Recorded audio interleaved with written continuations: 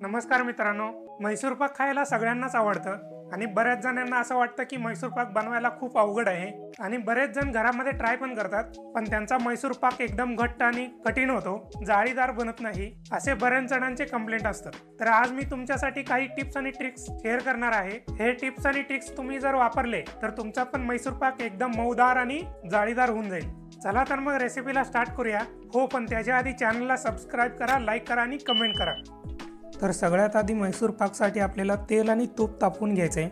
त्यासाठी मी एका भांड्यामध्ये 1 वाटी तूप घेतोय। आता यामध्ये 1.5 वाटी तेल टाकून घेतोय। हे तेल जे आहे सोयाबीनचं तेल आहे। आणखी एक गोष्ट अशी आहे की तुम्हाला जर तूप सर्वात जास्त आवडत असेल तर तुम्ही फक्त तूपच वापरू शकता।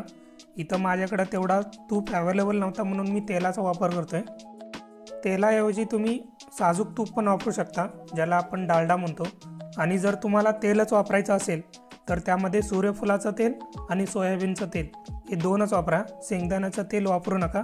शेंगदाण्याच्या तेलामुळे म्हैसूर पाकला थोडासा शेंगदाण्याचा वास यायला लागतो, त्यामुळे शेंगदाण्याचं तेल वापरूच नका। हे बघा मंडळी, तेल आणि तूप इथं चांगलं गरम व्हायला चालू झालेलं आहे। आता मी ही दुसऱ्या शेगडीवरती ठेवून देतो आणि ह्या शेगडीवरती मी साखरेचा पाक तयार करायला घेतो।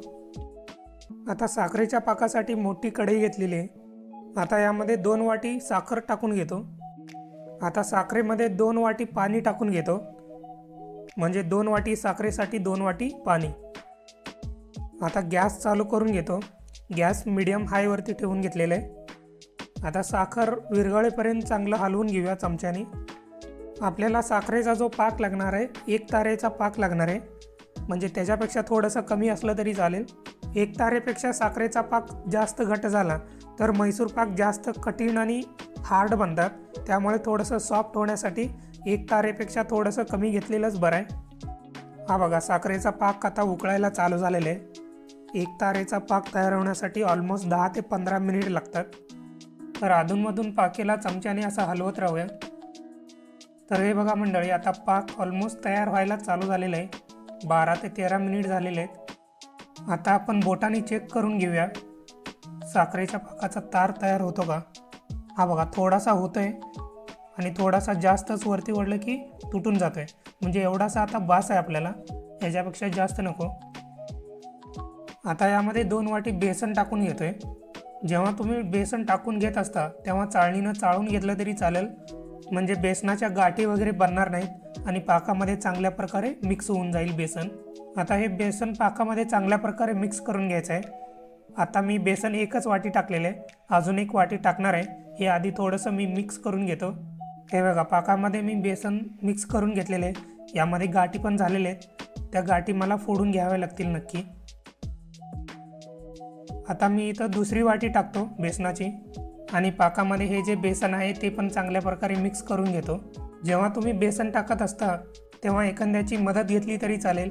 एकट्याने चमच्याने हलवत राहायचं आणि दुसऱ्याने बेसन पाकामध्ये टाकत राहायचं, म्हणजे त्यामुळे गाठी जास्त होणार नाहीत। आता माझ्याकडून गाठी जास्त झालेले आहेत, पण त्या मला फोडून घ्याव्याच लागतील, त्याशिवाय म्हैसूर पाक चांगला बनणार नाही।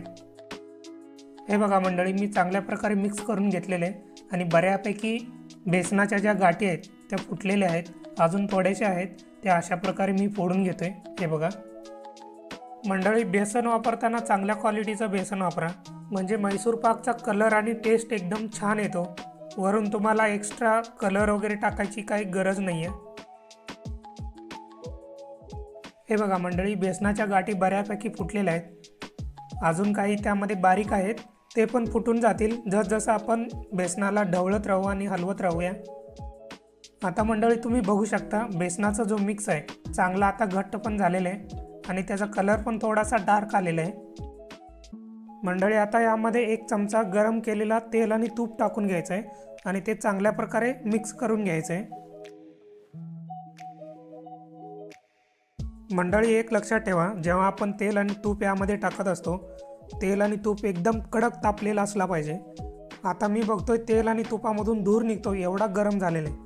तेल आणि तूप जेवढं चांगलं गरम असेल, कडक गरम असेल, तेवढंच चांगलं म्हैसूर पाक जाळीदार आणि खुसखुशीत बनतो। हे बघा मंडळी, आधी टाकलेलं तेल आणि तूप चांगलं त्यामध्ये मुरलेलं आहे, चांगलं मिक्स झालेलं आहे। आता मी यामध्ये 1 चमचा परत टाकून घेतो आणि चांगल्या प्रकारे मिक्स करून घेतो।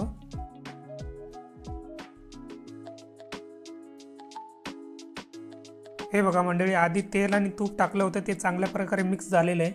आता मी परत एक चमचा टाकून घेतो आणि ते पण चांगल्या प्रकारे मिक्स करून घेतो। याच्या आधी 2 वेळा टाकलेले, हे आता तिसरी वेळ आहे मी टाकतोय। तेल आणि तूप चांगलं गरम आहे। जेव्हा जेव्हा तेल आणि तूप गरम गरम टाकतोय त्यामध्ये, तेव्हा तेव्हा म्हैसूर पाकामध्ये एकदम जाळीदार बनते। हे बघा मंडळी, आता मी जे तेल टाकतोय ही 8वी वेळ आहे। याच्या आधी पण सेम प्रोसेस मी फॉलो केलेले आहे। तेल टाकलेले आता चांगल्या प्रकारे मिक्स करून घेतो। जसं तुम्ही त्यामध्ये तेल टाकत जाता तसं ते जाळीदार बनत जातं। हे बघा मंडळी, आता तुम्हाला एक मजा दाखवतो। जसं मी मिक्स करायचं सोडून दिलं तसं ते बेसन फुगून वरती येतं, म्हणजे आतमध्ये ना चांगल्या प्रकारे जाळी बनते।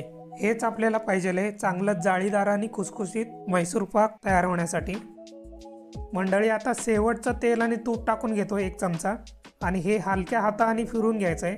जास्त गडबड करून इकडं तिकडं करून जास्त हलवायचं नाही आहे, एकदम हलक्या हाताने हलवून घ्यायचं आहे। आता म्हैसूर पाक आपला रेडी झालेला आहे। आता पटकन आपण याला मोल्डमध्ये टाकून घेऊया।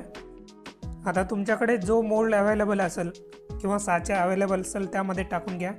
शक्यतो चौकोनी मोल्ड असेल तर खूपच चांगलं, माझ्याकडे अवेलेबल नव्हतं म्हणून माझ्याकडे जे अवेलेबल होतं ते घेतलेलं आहे। आणि वरून जास्त दाबायचं नाही आहे, एकदम हलक्या हाताने पसरवून घ्यायचं आहे सगळीकडे।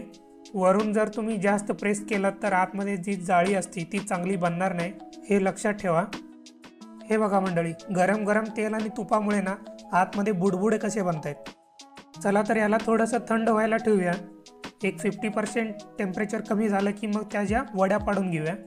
हे बघा मंडळी, म्हैसूर पाक आता थंड झालेले आहे। कलर पण एकदम भारी आलेला आहे। वरून थोडासा गरम आहे, थोडासा गरम असतानाच जर कट करून घेतलात तर त्याच्यात चांगल्या वड्या पडतील।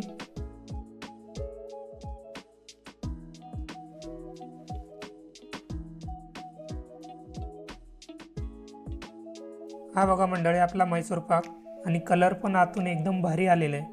एक तुम्हाला तोडून पण दाखवतो म्हणजे किती खुसखुशीत झालेले हे समजेल। हे बघा, एकदम जाळीदार झालेले आतून।